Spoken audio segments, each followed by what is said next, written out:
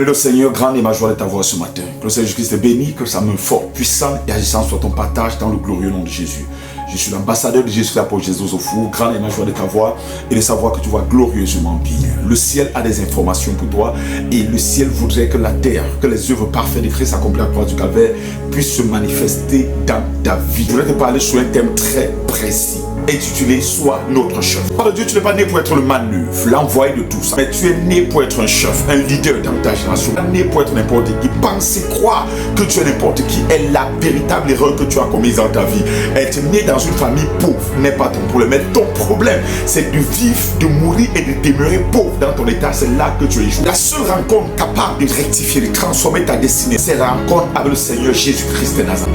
Il est le seul qui a des promesses claires, des promesses vraies, attachées à ta vie, qui pourra radicalement transformer ta destinée si et seulement si ce matin tu décides de l'appartenir. Nous allons ouvrir nos Bibles rapidement, le livre de Juges, chapitre 11. Juges, chapitre 11, nous allons lire à partir du verset 1. Qu'est-ce que ma Bible enseigne? Jephthé le Galadite était un héros, car il était l'enfant d'une femme prostituée. C'est Galad qui l'avait enfanté. La femme de Galad lui enfanta des fils. Il est devenu grand chasseur Jephthé et lui dit: tu n'hériteras pas dans la maison de notre père, car tu es le fils d'une autre femme. Jephthé s'enfuit l'un de ses frères et habita dans le pays de Tob. Des gens de rien se rassemblaient auprès de Jephthé et lui firent des excursions. Quelque temps après, les fils d'Ammon firent la guerre aux fils d'Israël. Et comme les fils d'Ammon firent la guerre aux enfants d'Israël, les anciens de Galad allèrent chercher Jephthé au pays de Tob. Il dit à Jephthé: viens et sois notre chef, et nous combattrons les fils d'Ammon.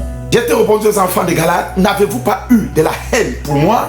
Et ne m'avez pas vous chassé de la maison de mon père? Pourquoi revenez-vous à moi maintenant que vous êtes dans la détresse? Les anciens de Galad disent à Jephthé: nous revenons à toi maintenant, afin que tu marches avec nous et que tu combattes les fils d'Ammon, et que tu sois notre chef, celui de tous les habitants de Galad.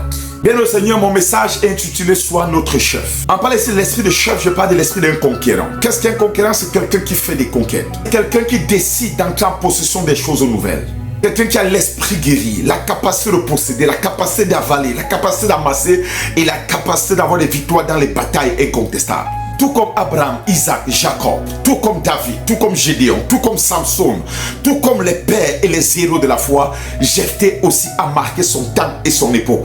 Bien qu'il n'était pas qualifié, bien qu'il était le fils d'une femme prostituée, bien que même la loi juive le condamnait et disait: cet homme ne peut pas hériter au milieu de nous.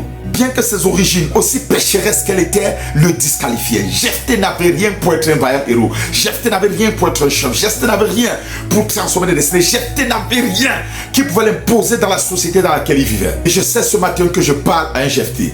À quelqu'un, quand il se regarde, il dit: Seigneur, je n'ai rien. Seigneur, je n'ai rien. Je n'ai pas le potentiel. Je n'ai pas la capacité. Je n'ai pas l'onction. Je n'ai pas le relationnel. Je n'ai personne sur qui compter. La Bible dit: après que l'ange ait remué l'eau, le premier qui tombait dans l'eau recevait sa guérison. Et il y avait un homme là-bas, malade depuis 38 ans. Et Jésus lui dit: que fais-tu là? Il dit: je n'ai personne pour me jeter dans l'eau. Et je suis conscient que je parle à quelqu'un qui n'a personne ce matin. Quelqu'un qui se pose la question: Seigneur, comment cela sera possible? Seigneur, comment tu pourras le faire? Seigneur, où est ta main dans ma vie? Je parle à quelqu'un qui est dans la situation de Jephthé. Quelqu'un qui n'a personne d'autre, Seigneur Jésus. Quelqu'un qui ne sait plus où aller. Quelqu'un dont la vie est dans le désespoir total. Quelqu'un dont le manquement a pris sa vie. Quelqu'un qui se regarde et dit: Seigneur, jusqu'à quand? Seigneur, je suis fatigué. Est-ce que je suis venu sur la terre accompagner les autres? Est-ce que je suis un chat? Est-ce que je suis un chien? Mais je viens dire à ta vie: tu n'es pas un chat, tu n'es pas un chien, mais tu es un lion. Je parle à quelqu'un qui vit dans les saisons de malheur, de quelqu'un qui s'interroge, de quelqu'un qui se pose la question: que sera ma vie? Que sera mon demain? Seigneur, est-ce que ma destinée sera comme ça? Seigneur, quand je regarde à gauche, je n'ai pas de parents, je n'ai pas de père, je n'ai pas de mère, je n'ai pas d'homme, je n'ai pas de relation, je n'ai personne dans le gouvernement, je n'ai personne qui peut me tenir la main. Seigneur, comment est-ce que je peux faire? Souviens-toi d'une chose, la Bible dit: celui qui se confie à l'Éternel renouvelle ses forces. Il prend son envol comme un aigle, celui qui se confie à l'Éternel. Souviens-toi qu'il a dit que même si ton père t'abandonne, même si ta mère t'abandonne, même si tes frères t'abandonnent, même si tes soeurs t'abandonnent, même si tes amis t'abandonnent, moi l'Éternel, je ne t'abandonnerai jamais.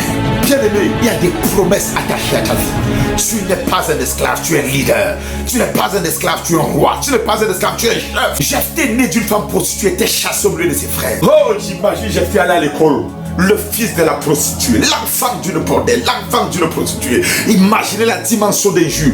Imaginez la vie que Jephthé avait. Imaginez la raillerie qu'il avait. Jusqu'à ses frères de sang l'ont chassé de la maison paternelle. Pour la simple raison qu'on a dit: tu n'hériteras pas avec nous. Frère, l'héritage humain est éphémère, l'héritage divin est éternel. Même si on a dit que tu n'hériteras pas au milieu des frères, j'ai une bonne nouvelle pour toi. Le Jésus-Christ que tu acceptes dans ta vie aujourd'hui est capable de faire de toi un co-héritier avec lui auprès de Dieu notre Père. L'architecte de notre foi, le rossier des âges, l'ancien des jours, le saint des saints, le pain de vie, l'agneau de Dieu, la source d'eau vive qui ne tarit jamais, l'étoile brillante du matin, la pierre angulaire, l'époux de l'église a dit que tu es co-héritier avec lui.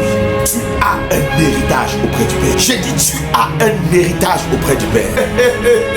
Tu as un héritage auprès du Père. Ne te respecte pas, tu as un héritage. Quelles sont donc les attitudes qui ont fait de Jephthé un leader, un chef, en d'autres termes un conquérant, alors qu'il était issu d'une famille pauvre, alors qu'il était l'enfant d'une prostituée, alors que sa famille, ses frères, la société l'avait disqualifié. Quelles sont les attitudes que Jephthé a eues? Et je prie pour toi qui m'écoutes, qu'après ce message, tu établis ces attitudes dans ta vie et que la main de mon Dieu vienne sur ta tête afin que ta destinée change radicalement dans le nom de Jésus. Je prie que quelqu'un sur le ton de ma voix écoute ces attitudes et qu'il les mette en pratique. En les mettant en pratique, je te garantis d'une chose: le ciel te visitera, la terre t'exaucera et ton histoire changera radicalement pour le meilleur dans le glorieux nom de Jésus. La première attitude qui a fait de Jephthé un héros, un homme de foi, qui a fait de Jephthé un chef, un leader et un concurrent, c'est que Jephthé était un homme de foi. Jephthé était un homme de foi. Hébreux 11, le verset 1. Or, la foi est une ferme assurance des choses. Les choses qu'on espère. C'est la démonstration, la mise en pratique des choses qu'on ne voit pas. Pour l'avoir possédé, les anciens ont eu un témoignage favorable. Frère, Jephthé était un homme de foi. C'est un homme de foi. Je t'encourage à être et à devenir un homme de foi. Redéploie ta foi. Mais l'exemple du Seigneur augmente notre foi. Tu as besoin d'avoir la foi en Dieu. La foi se voit dans l'invisible, ce que le visible ne voit pas. La foi se voit dans l'impossible, ce que le possible ne voit pas. La foi se voit dans l'eau, le sel, tandis que les yeux ne voient que l'eau salée, la mer. La foi se voit dans un arbre, les meubles, tandis que les yeux ne voient que du bois brûlé. La foi se voit dans un héros, un chef, tandis que les yeux ne voient que le fils d'une prostituée. La foi, c'est de voir en toi un leader, un homme influent, quelqu'un qui doit impacter, changer radicalement ces nations, tandis que les yeux des hommes ne voient en toi qu'un vaurien, un raté, un rejeté de la société. La foi, c'est voir à l'intérieur de toi l'œuvre accomplie de Christ à la croix du calvaire pour ta vie, tandis que les yeux physiques ne voient qu'un échoué et un raté de la société. Frère, sois un homme de foi. Sœur, sois une femme de foi. La foi, c'est ce que Sarah a vu en Abraham. Un seigneur, un homme fertile, tandis que les yeux ne voyaient qu'un homme flétri et fini. La foi, c'est ce qu'Abraham a vu en Sarah, tandis que les yeux ne voyaient qu'une femme stérile, sans enfant. Abraham voyait une femme à qui la génération, la descendance, la prochaine génération, la descendance et le salut d'Israël étaient établis dans ses entrailles. Sois un homme de foi, sois un homme de foi, sois un homme de foi, tu seras chef. Sois un homme de foi, tu deviendras un héros. Romains 10, 17, la foi vient de ce qu'on entend et ce qu'on entend vient de la parole de Dieu. S'il n'y a pas la parole de Dieu, il n'y a pas la foi. La base, le fondement de la foi réside dans la parole de Dieu. Tout retourne dans la parole. Le retour à la parole est nécessaire. Le retour à la parole est nécessaire. Quelle est la dernière fois que tu es retourné dans les Écritures? Quelle est la dernière fois que tu as repris les Écritures à main et tu es retourné dans la parole? En elle, c'est la vie et la vie, c'est la lumière des hommes. En elle, il y a la vie. Retourne dans la parole. Retourne dans les écrits. Retourne dans la parole de Dieu. Retourne dans la parole de Dieu. Retourne dans la parole. Luc 10, le verset 8. Lorsque le Fils de l'homme viendra, trouvera-t-il encore la foi sur la terre? La foi, la foi, la foi. Lorsque Jésus viendra, trouvera-t-il encore un homme de foi? Trouvera-t-il encore une femme de foi? Trouvera-t-il encore, Seigneur? Car pour conquérir, tu as besoin de visualiser par la foi. Ce que tu ne vois pas par la foi, tu n'obtiendras jamais ça par les mains. C'est ce que les yeux spirituels voient que les mains possèdent. Sois un homme de foi. Crois à l'impossible, c'est encore possible. Sois un homme de foi. Retiens que c'est ce que tu désires de tout ton cœur que tu possèdes par la suite. Sois un homme de foi. Sois un homme de foi. Je répète, sois un homme de foi. La deuxième attitude que Jephthé avait, Jephthé était un homme qui connaissait manifester son identité divine. Connais qui tu es. Ce n'est pas ce qui t'arrive qui est ton problème. C'est ce que tu fais de ce qui t'arrive qui devient ton problème. Même le juste tombe 7 fois et se relève. C'est-à-dire le juste tombe, mais il se relève. Connais qui tu es. L'important n'est pas de tomber, mais se laisser relever. Connais ta position en Christ. Connais l'héritage que tu as en Christ. Connais qui tu es devenu en venant en Jésus. Connais qui tu es devenu. Connais ton identité. Connais ton identité divine. Jephthé n'avait rien pour devenir chef. Mais puisque l'ange de Dieu l'avait appelé vaillant héros, il a connu qui il était. Puisque l'ange l'avait appelé vaillant héros, il a compris quelle était son identité. Connais ton identité. Qui es-tu? Comment est-ce que Dieu t'appelle? Comment est-ce que Dieu te voit? Comment est-ce qu'il te regarde? Quel est le nom que Dieu t'a donné? Quelles sont les promesses qu'il a attachées à ta vie? Connais-les et mets-les en pratique. Frère, la lionne accouche de la même manière que le chien accouche, mais les deux naissances sont différentes. Es-tu un lion ou es-tu un chat? Es-tu un lion ou es-tu un chien? Connais qui tu es et manifeste ce que tu as. Je répète, connais qui tu es et manifeste ce que tu as. Connais ton identité divine. L'ange l'a appelé vers un héros et ce même jour, j'étais assuré qu'il était chef. Comment est-ce que Dieu t'appelle? Je suis l'ambassadeur de Jésus-Christ, l'apôtre Jésus Ozofou. J'ai pas peur. Je connais qui je suis. I know who I am. I know who I am. Yakapala. Ikeba. Ligada Yakapala. I know who I am.